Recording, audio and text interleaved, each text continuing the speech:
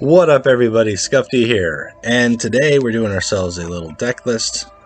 We're doing about the Lord Cypher. I have been working on Cypher for a long time, since I got him, and I've been having some issues, and I think I'm getting through the hurdle, and I've done a whole different take here.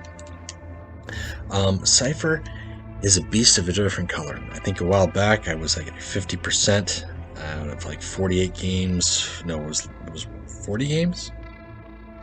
Cannot remember. It was like 38 games. I think it was 38 games.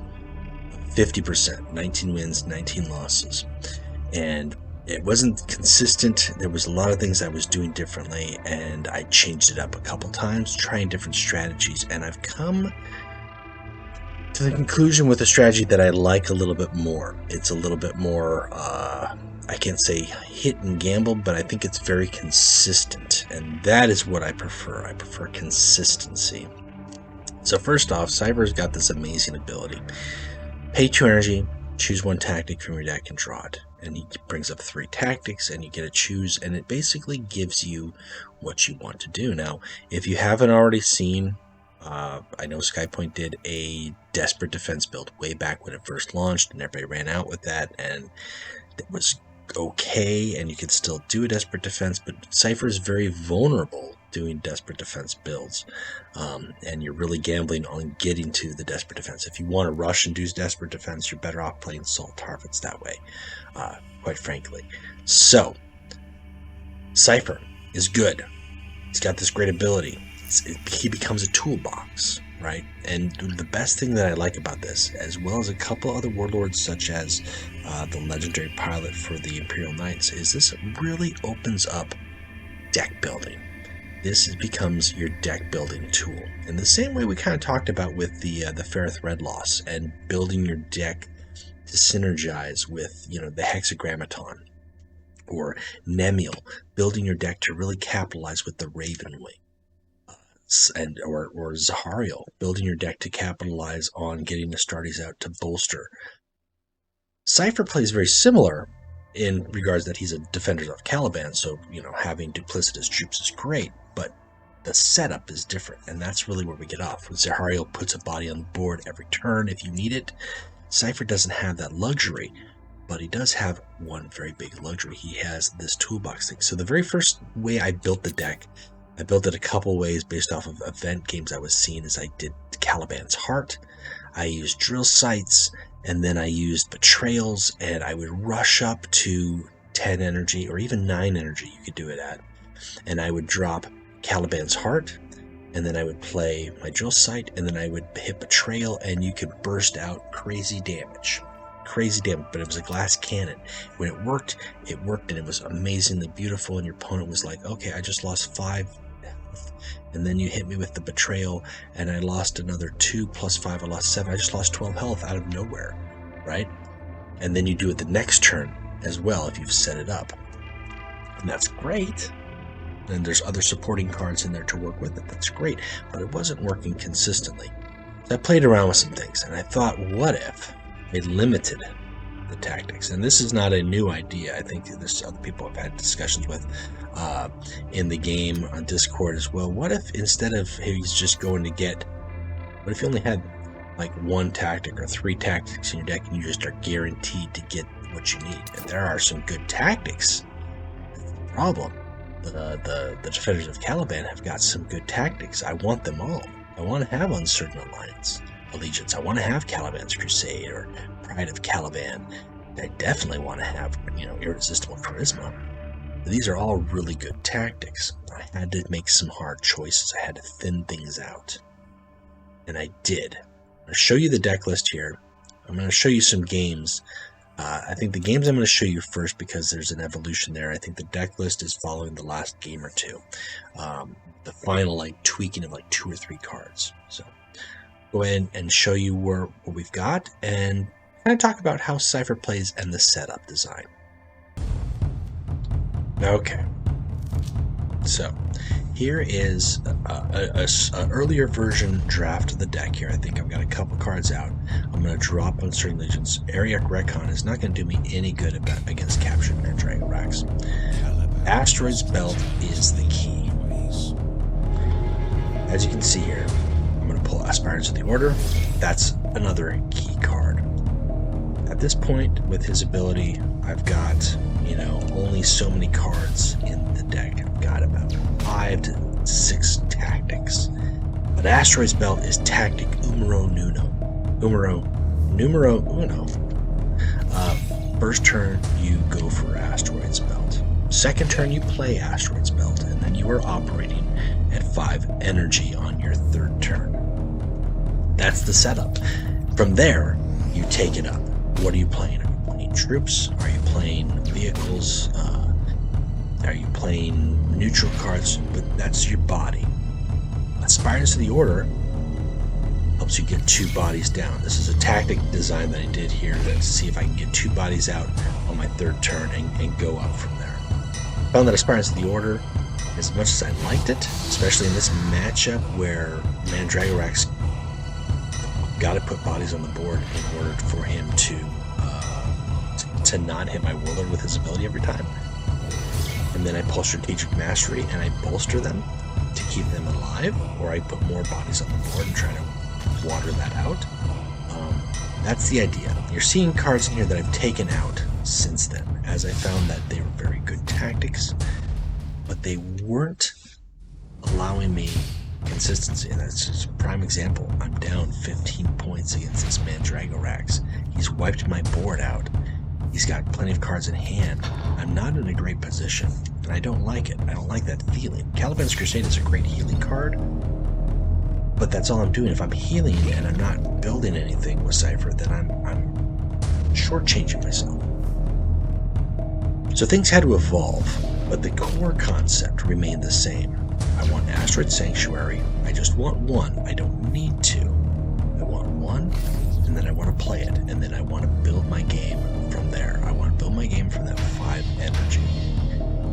So I had to look at cards that really tied into that. Cards that cost 4 energy are good, but cards that cost 5 energy that I normally would pass on might be better. And those cards that I'm paying 5 energy to pass on, I could actually play relatively consistently, especially if I have more of them.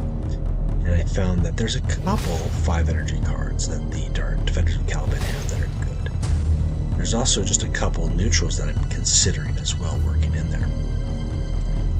Here we go. We've got another board wipe. And granted, Jaegers are very easy to board wipe. That's putting pressure out there. I've got to put that pressure on him.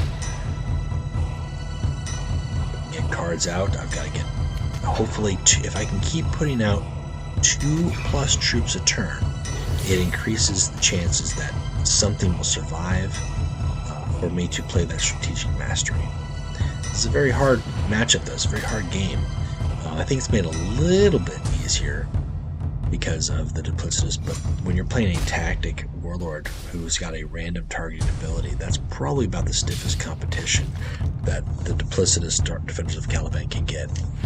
And if you don't think so, let me know, because I've had some close games. This is definitely one of them, but it's not easy.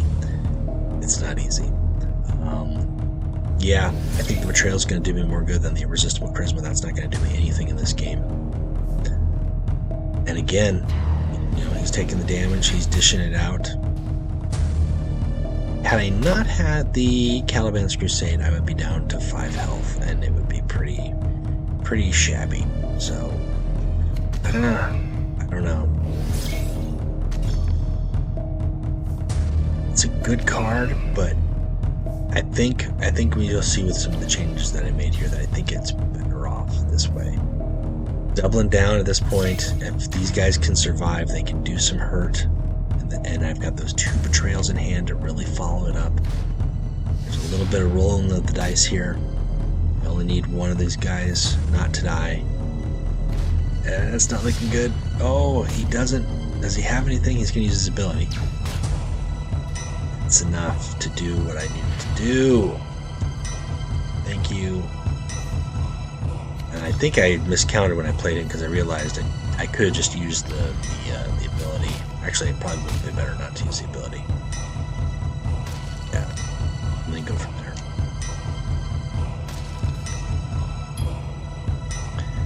was a hard game. I would be down to 1 health, and I wouldn't be able to do that. I would be gambling for the draw at that point. So, not bad. Not bad. But again, that was an earlier draft. So I scaled it down, I made some changes, and I scaled it down a little bit further. Alright, and again, granted this is against Erebus, who's going to be going second. On the surface, you're like, yeah, these 4 energy cards, that's not going to do you any good. Again, my first turn is Asteroid's Belt, and then my second turn is play Asteroid's Belt. So when I'm playing troops, I will have energy to play the troops that I need. That's not, conspiracy at all right there. Got my second tactic, which in this deck with the few tactics that I have, it's kind of annoying to draw a tactic, but I don't mind it because it's 1 less turn I have to use my ability. For the most part, with this build, I'm going to be aiming to use my ability a lot less, which puts Cypher in a much more aggressive stance. He can deal with troops if he needs to, and really just kind of take what he needs to, cause damage. But it is tricky. It is tricky. I got the Magron Veterans, which I realize that, that's an easy turn 3 play if I'm playing Asteroid Sanctuary consistently. If my opponent has to waste a Melgator on them on the 3rd turn before I play any other troops, that frees up my game to play everything else I want to play with. And there are a lot of good troops that I won't have to worry about getting bounced, such as the Caliban Knights or Sagittari. We're just going to keep that charisma in hand in case he doesn't give ward to his demon. Pump up the bodies. Everything has come together, and we can really get to work. And he can drop a Camille on me and lay stuff out, but I think that 1 last turn pumping up his beast was kind of the end there.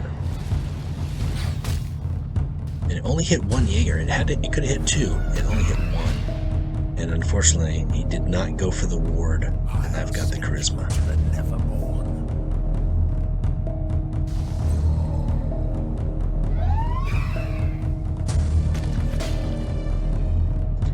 And that's the game.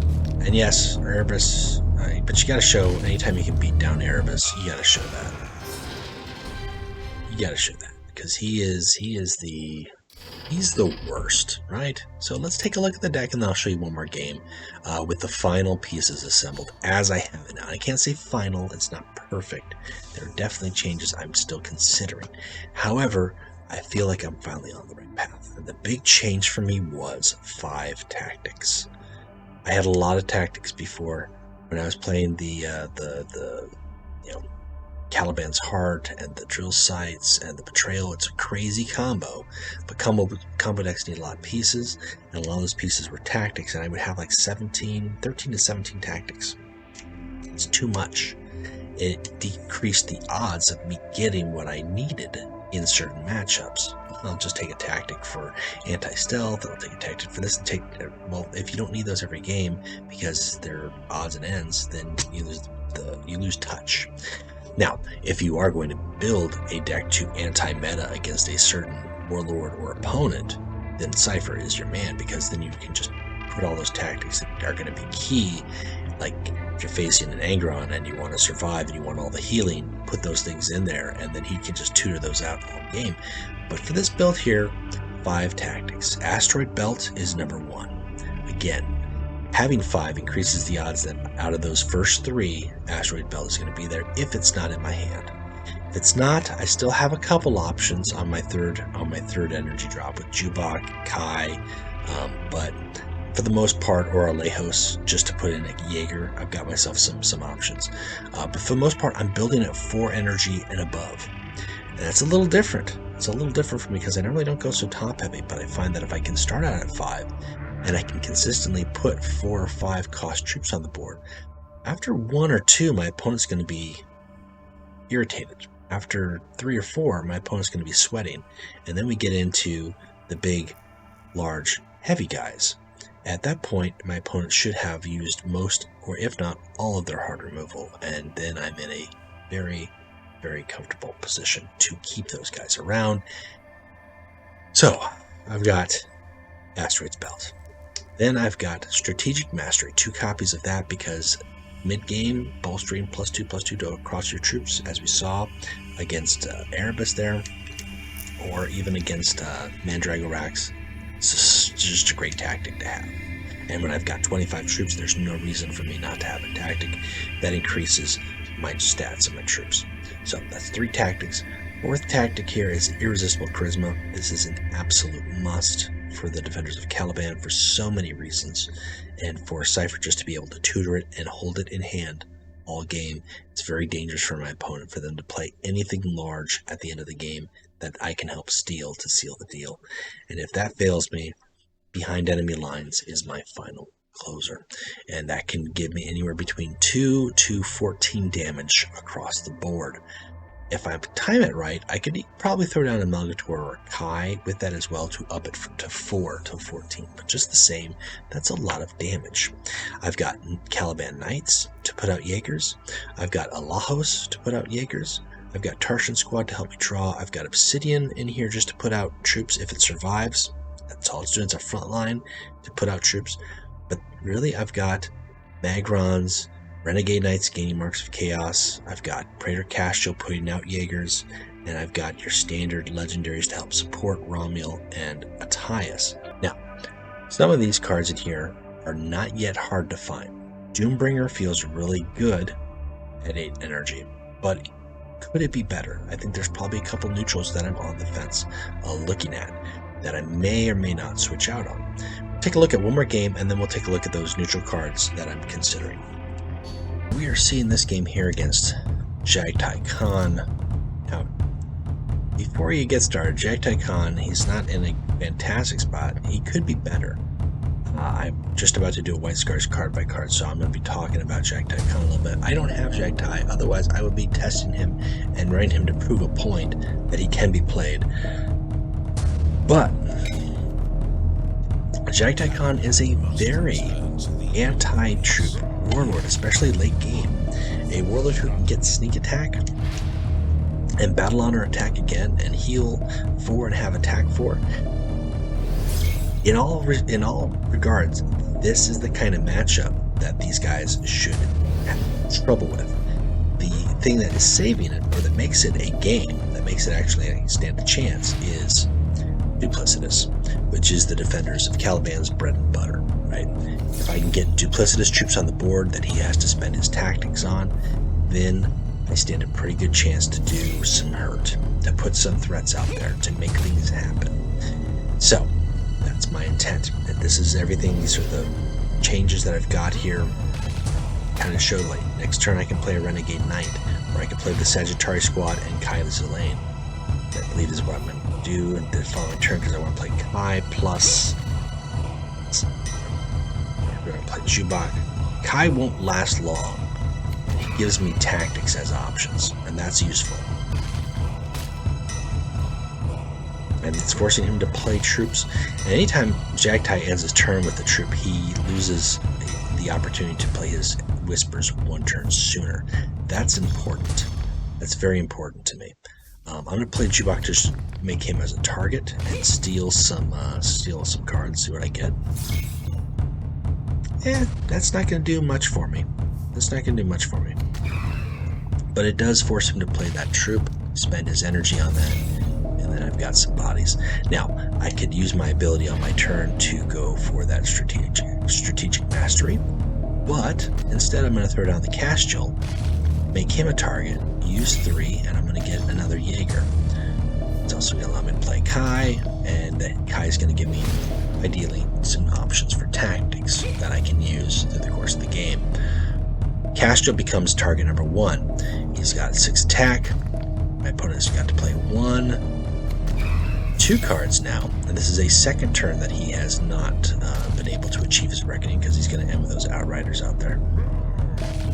He's still up on me on health, and we're approaching now. When he gets to 10 energy at this point, he'll be able to play his Whispers. So endurance, that's got some healing. I'll take that. lines. If I can keep a board looking good, that's precog. That's fine by me. We're going to pull out the Sagittari, and we're going to work on some pings. I'm going to drop a Lejos because if any of these guys survive, if they all survive, then my next turn it is strategic mastery time. Unfortunately, he's got his awesome golden Keshig, which is just a great example of the toolboxes that Jagdtai can have at his disposal that people just don't seem to realize. Doesn't quite clear everything, but he clears quite a lot with that golden Keshig, which is unfortunate. However, he's played one. I'm going to tutor up, and I'm going to play a Tyus. I'm going to keep that that Alahos round a little bit longer. Pick up Camille because direct damage is going to help win games, and we're going to go from there. So then he plays his second golden Keshig.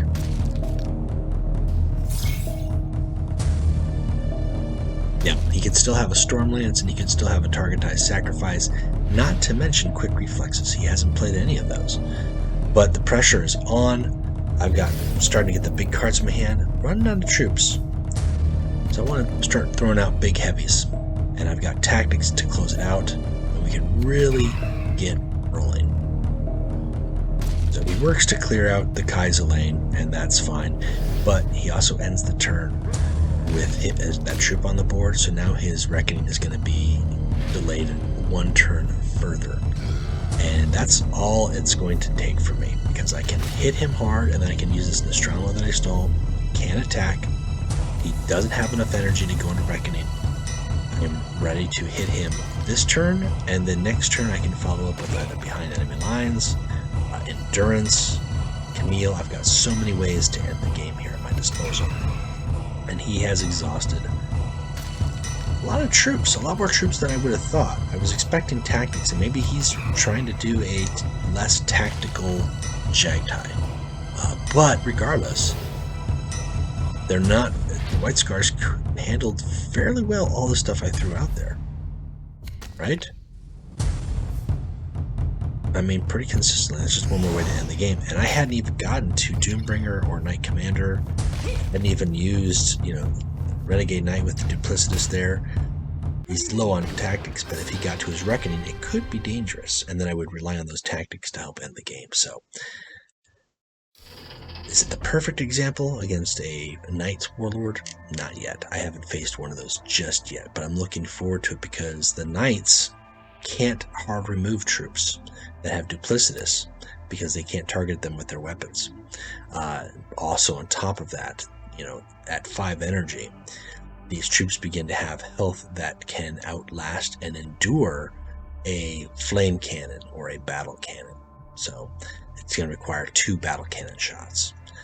So let's talk about some neutral cards that I'm looking at, or other cards that I would thought about considering to put in the deck. I did think, again, we're talking about the 4+ energy cost. I would like to put a second Obsidian in here. That's something I'd like to squeeze in. I think I took one out for a second Alahos. But if I could find a way to squeeze one of those guys in, I definitely would. Because just having frontline as well as the ability to put up troops is very useful. I passed on Sergeant Goriel because I found that he did not have enough infantry. Venerable Iconis doesn't do a whole lot for me, and while I have Inner Circle Terminators in here, there's not too many Astartes. They're really just in there as a 7/9 body, and the Inner Circle Terminators is just the extra juice. Like if they happen to bolster Astartes, that's great, but that's not the huge requirement. I'm going to pass on Aldrich, although I might at some point try it out in place of either Knight Commander or Inner Circle Terminators. I'll be honest with you though, as it doesn't attack, and as it's a fairly disposable target right now, I don't know. Probably going to pass on it for the time being. So, moving into the neutrals then, we take a look at some of the neutrals. Now, you could do a chaos-themed deck, right? You could do Outraged Noble, and then you could build much more with the infantry side of things. And then you could play Outraged Noble on your 3rd turn, as well as like a Jaeger, or on the following turn use his ability to bring out Duke Mortimer, which is another card that I'm thinking about, in place of Renegade Knight, or bring out Renegade Knight. Bring out C-Rec, and then you have some lesser cost demons after he dies as well. Or go with the Cygnus Cult Demagogue, and just endless Cygnus Acolytes, and then in that case, you're going more on the demon build. That's one way that you go about it. Instead of these Astartes, focus with Chaos Cultists, maybe a Corrupted Arcology or two to help seal the game. You're going to get to 7 energy quicker, because you'll be at 7 energy at turn 5 instead of turn 6. Or do you go with more of the vehicle side of things? Guitar Protector is good. Sigma Phi is a good jam, especially with the Dark Angels out there. Forge Complex is another good tactic to include if you had to squeeze in a tactic, because it's going to continue to give troops. And I thought about that. I don't know if I might include it later down the road. Urtzi as a toolbox, or Coriel Zeth, also just good. Actually, Coriel Zeth should go in here because I don't have any hard removal. Maybe instead of Doombringer, I will put in Coriel Zeth. Now that I'm thinking about it, I think that might be the smarter way to go. Because most of my hard removal is tactical, like targeted. So, and then maybe going in here, like I said, Duke Mortimer, Hunan's Mortars. I like the rally damage. That's some solid damage, but then after that, they're just a 2/4. I feel like Joker Company and Duke would be really handy in that regard. I don't know about Sadix Fighters. I don't know about Mortar Carrier. I thought about it for a while there, but that's a turn out further, and they're not attacking, and it needs to be a little bit more aggressive, because the first 2 turns you're giving up to draw the asteroid, play the asteroid, and then go from there. So you've really got to be a little bit more aggressive. Merit's Mercenaries could work. Mount Pharos could work. Arcology could work. These are all options to consider. These are all options that I'm still considering. So give it a whirl. Check it out. Test it out. Let me know what you think. How are you playing Lord Cypher? Did you go the way I went at the beginning, where you're playing a lot of heavy tactics? Tactical heavy, it's getting too bloated. Have you tried the Desperate Defense build for Cypher? How are you experiencing that? I know I faced it about 5 or 6 times. I think I've only lost to it once, because once you realize what they're doing, you rush hard and you rush fast, and Cypher usually can't recover. Or are you trying something similar, where you're scaling down the tactics that you have in your deck and you're including just everything else around it?